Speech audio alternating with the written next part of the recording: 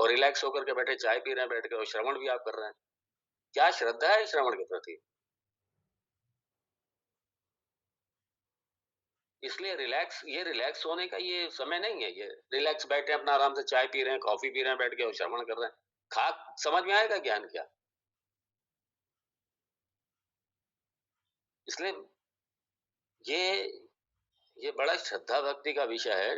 ये भगवान की बड़ी कृपा है कि हमें घर बैठे मिल रहा है, लेकिन इसका मतलब ये नहीं कि इसकी वैल्यू ही खत्म हो जाए। इसलिए श्रद्धा भक्ति बनी रहनी चाहिए। क्षमा के साथ कह रहा हूं मैं।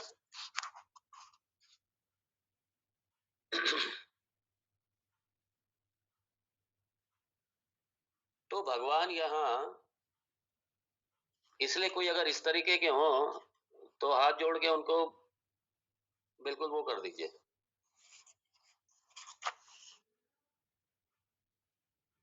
और भगवान ने भी यही कहा था, भगवान कृष्ण गीता में, इमं विवस्वते प्रोक्तम प्रोक्तवानहमं प्रोक्तवानम इमं विवस्वते योगम। ये जो ज्ञान योग है, जो ज्ञान है, इसको मैंने सबसे पहले सूर्य को दिया है। ये परंपरा है, चलिए अरे भगवान भी यही कह रहे हैं कि ये श्रुति प्रपन्नम, श्रुति प्रपन्नम, वेद प्रमाण, वेद पर आधारित है। इसलिए मैं कोई नया ज्ञान लक्ष्मण तुमको नहीं दे रहा, ये वही ज्ञान है जो मेरी वेद वाणी में, जो वैदिक ज्ञान है, जो वेद में है, वो ज्ञान सारा, वो ज्ञान तुमको दिया। और इसलिए वेद हमारा मूल, हमारा प्रमाण है, वेद हमारा मूल ग्रंथ है, वेद हमारा। और वैदिक ज्ञान ही है। जब वैदिक ज्ञान ही दूसरे शास्त्रों में जब परिलक्षित होता है, प्रकट होता है, तो चूंकि प्रमाण वेद है, इसलिए वेद विरुद्ध नहीं होगा। इसलिए हमारे पुराण हैं, हमारी स्मृति ग्रंथ हैं, जितने भी, ये सारे के सारे वेद अनुकूल हैं। ये वेद वेद प्रतिकूल नहीं है। ये वेद प्रतिकूल होगा तो उसको शास्त्र की मान्यता नहीं मिलेगी। इसलिए हमारे पुराण, हमारे स्मृति, हमारे इतिहास, हमारे जितने भी शास्त्र हैं हमारे, वो सारे के सारे वेद सम्मत हैं, वेद मूल प्रमाण है। और बाकी जो दूसरे हैं वो वेद के अनुकूल होने से वो भी सारे हमारे शास्त्र हैं, लेकिन वेद हमारा मूल प्रमाण वेद है। तो अगर आप दूसरे शब्दों में कहें तो हमारा सुप्रीम कोर्ट हमारा वेद है। इसलिए जब भी शास्त्र में, जब भी कहीं कोई समस्या आती है, जब कोई शंका आती है कहीं भी, यहाँ तक कि शास्त्रार्थ में भी जब कोई शंका उत्पन्न होती है, तो वेद प्रमाण, वेद का आश्रय लेना पड़ता है। वेद का आश्रय लेना पड़ता है शास्त्र में। इसलिए पहली बात, हमारे शास्त्रों में कहीं कोई कॉन्ट्राडिक्शन नहीं है, वेद के प्रतिकूलता कहीं नहीं है। लेकिन जब अपनी अपनी फिलॉसफी क्रिएट कर देते हैं लोग, अपने अपने अपने अपने माइंड से क्रिएट करके सामने रखते हैं, तो फिर, और अगर वो फिलॉसफी, वो दर्शन अगर वेद के या शास्त्रों के प्रतिकूल जा रहा है, तो वो फिर उसको काट दिया जाता है। इसलिए हमारे ये जो वैदिक नहीं थे, बड़े बड़े दार्शनिक, वो इसीलिए बाहर हो गए, इसलिए बाहर हो गए। चाहे हमारे ओशो थे, बहुत बड़े विद्वान थे, लेकिन सब कुछ उनका शास्त्र सम्मत नहीं था। बहुत सी चीजें ऐसी थी जो शास्त्र के विरुद्ध, शास्त्र से बाहर चली जाती थी। इसलिए जो बातें शास्त्र से विरुद्ध या शास्त्र के बाहर हैं, इसलिए वो किनारे हो गए, फिर वो इसलिए किनारे हो गए वो।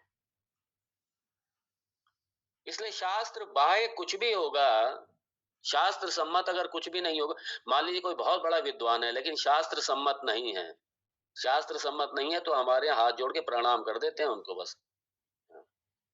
हमारे मान्यता नहीं है ऐसी की। और ऐसे मत की, हाँ, जो शास्त्र सम्मत, इसलिए कई हमारे बड़े बड़े विद्वान हुए, उन्होंने शास्त्र सम्मत बातें भी करी और शास्त्र विरुद्ध बातें भी करी। इसलिए जब उन्होंने शास्त्र सम्मत बातें करी तो हमने उनको स्वीकार किया, हमने उनको आदर दिया। लेकिन जब शास्त्र विरुद्ध बात उन्होंने कोई करी, तो वहां हमने उनको किनारे कर दिया, हमने उन बातों को नहीं माना बिल्कुल। इसलिए अगर कोई भी विद्वान है, कोई भी अगर शास्त्र के विरुद्ध जाएगा तो उसको नहीं माना जाएगा, और अगर शास्त्र सम्मत बात करेंगे वो, तो निश्चित रूप से उनका आदर है, निश्चित रूप से उनका मान।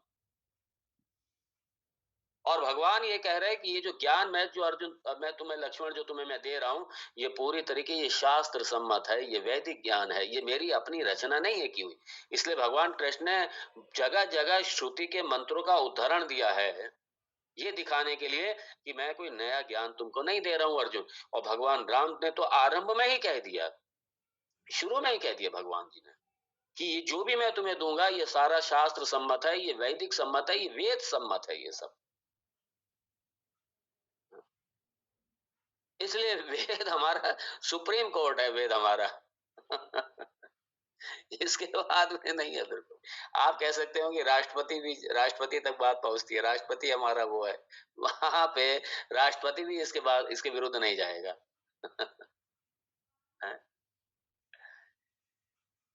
तो इसलिए जो वेद कहता है उसको, वो अबाधित ज्ञान है, उसका बाध नहीं है, उसको निगेट नहीं कर सकते, उस नहीं कर सकते। तो इसलिए मैंने कहा ना कि कहीं भी कोई शंका होती है, कहीं कुछ होता है, क्योंकि कहीं शास्त्रों में विरोध नहीं है, भगवत गीता में कहीं विरोध नहीं है। कई बार लोग हैं जो जानते नहीं है, समझते नहीं है कि भगवत गीता में भगवान अपनी बातों को काट देते हैं। कितने विरोधाभास हैं भगवत गीता में, कई बार कहे थे पुराणों में कितने विरोधाभास हैं। अरे विरोधाभास नहीं है कहीं भी, शास्त्र में विरोधाभास नहीं है। हमारे समझने में हमारे विरोध हो सकता है, शास्त्र में विरोध नहीं हो सकता। इसलिए जरूरत है हम अपनी समझ को दूर करें। अगर हमें शंका है शास्त्र पे, तो मतलब हमारा शास्त्र तो सही है, हमारी शंका है, कमी हमारे में है। हम उस शंका का शास्त्र सम्मत समाधान करें, ना कि शास्त्र के विरुद्ध जाकर के हम समाधान करेंगे। इसलिए जब गीता का महात्म्य कहा गया, तो क्या उसमें महात्म्य में क्या है, ध्यान श्लोक में क्या है? सर्वोपनिषदो गावो दुग्धा गोपाल नंदन, पार्थो वत्स सुधीर भोक्ता, दुग्धम गीतामृतम महत। इसलिए बड़ा स्पष्ट स्पष्ट कर दिया ध्यान श्लोक में कि ये भगवान जी के कोई नया ज्ञान नहीं है, बल्कि ये उपनिषद रूपी जो गाय है, उस गाय का जो दुआ गया, जो दूध है, वो है ये भगवत गीता। और उसके दोगधा कौन है? गोपाल नंदना है, भगवान कृष्ण उसको दुआ है। मतलब सारे उपनिषदों को निचोड़ करके, सारे उपनिषदों का सार ये ये दुग्ध रूपी जो ज्ञान रूपी जो अमृत है, वो है। इसलिए भगवान कृष्ण कह रहे हैं कि मेरी कोई अपनी क्रिएशन नहीं है, मेरी कोई अपनी रचना नहीं है ये। और ये रचना भगवान राम भी यही कह रहे हैं कि ये जो गीता लक्ष्मण जो मैं तुम्हें देने जा रहा हूं, ये श्रुति प्रपन्न, ये भी श्रुति है, ये भी वेदांत। जैसे भगवान ने गौओं को, उपनिषद रूपी गौओं को दुआ है, ऐसे ही यहाँ भगवान राम जी ने भी गौओं को, उपनिषद रूपी गौओं को दुआ है ऐसे। तो ये बड़ा स्पष्ट,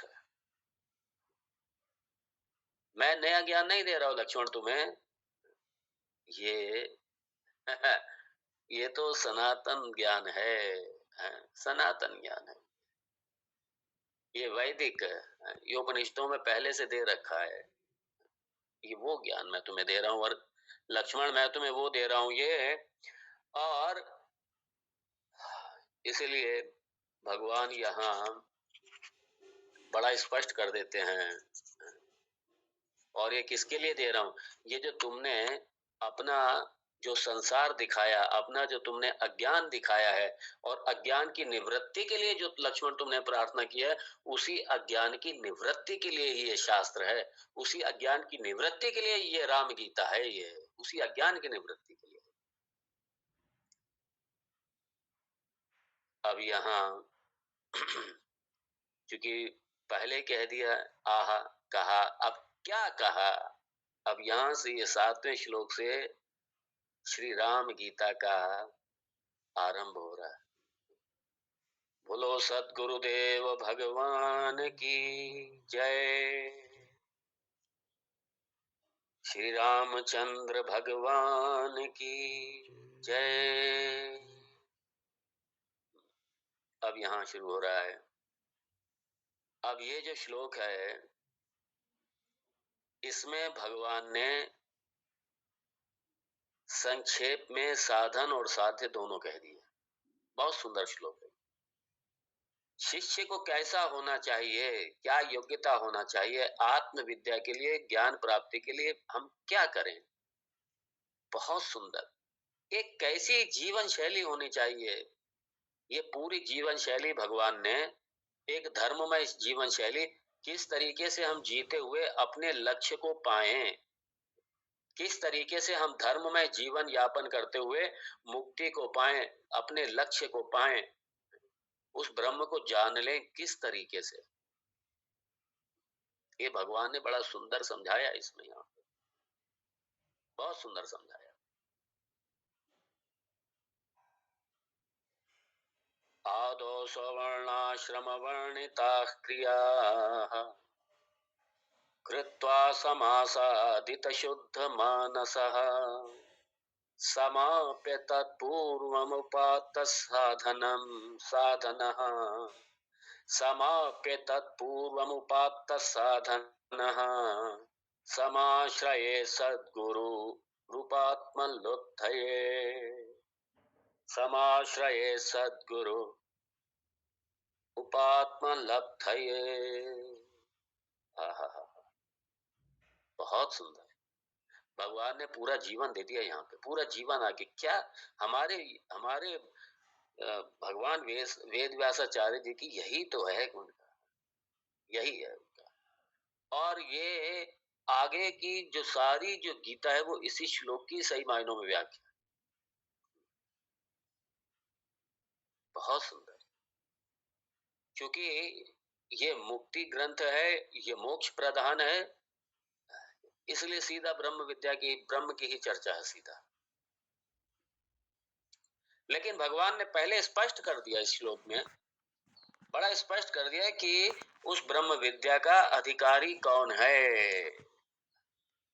और अधिकार, या दूसरे शब्दों में हम ये कहें कि ब्रह्म विद्या की प्राप्ति के लिए हम क्या करें, हम कैसे अधिकारी बने, हम अपने जीवन को कैसे जिएं, अपने जीवन को कैसे हम वेदानुकूल बना करके हम मुक्ति प्राप्ति के अधिकारी बन जाएं, कैसे हम करें, ये भगवान ने स्पष्ट किया यहाँ पे। बहुत सुंदर है ये, बहुत ही सुंदर। और यहाँ पे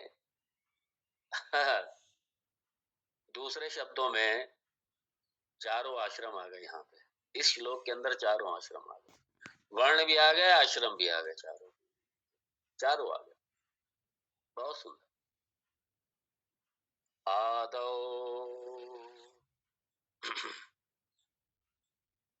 भगवान यहाँ आरंभ कर रहे हैं श्री राम गीता को, और पहले श्लोक से लेकर के छठे श्लोक तक हम इसे इंट्रोडक्शन कह सकते हैं या उपोद्घाता कह सकते हैं। पहले से छठा ये इंट्रोडक्शन, उपोद्घाता पोर्शन। और इसका लक्ष्य क्या था, इसका लक्ष्य था कि गुरु और शिष्य को उपस्थित करना, क्योंकि बिना गुरु ज्ञान कहाँ से आरंभ होगा, और गुरु भी तब आरंभ करेगा जब शिष्य सामने हो, वरना गुरु भी कहाँ से आरंभ करेगा, सामने शिष्य नहीं है तो गुरु किसको सुनाएगा। इसलिए जो प्रथम 6 श्लोकों का जो मुख्य उद्देश्य है वो यही है क्या, कि गुरु और शिष्य दोनों को उपस्थित करना, एक प्लेटफॉर्म तैयार करना जहाँ पे विद्या आरंभ हो सके। बिना गुरु के, बिना शिष्य के विद्या हो नहीं सकती। अब गुरु शिष्य दोनों तैयार हैं पूरी तरीके से, अब विद्या तो होनी है, आरंभ तो होना ही होना है। इसलिए यहाँ आरंभ हो रही है। इसलिए पहले से छठे तक उपोद्घाता है, और यहाँ 7वें से आरंभ हो रही है। और ये है भगवान यहाँ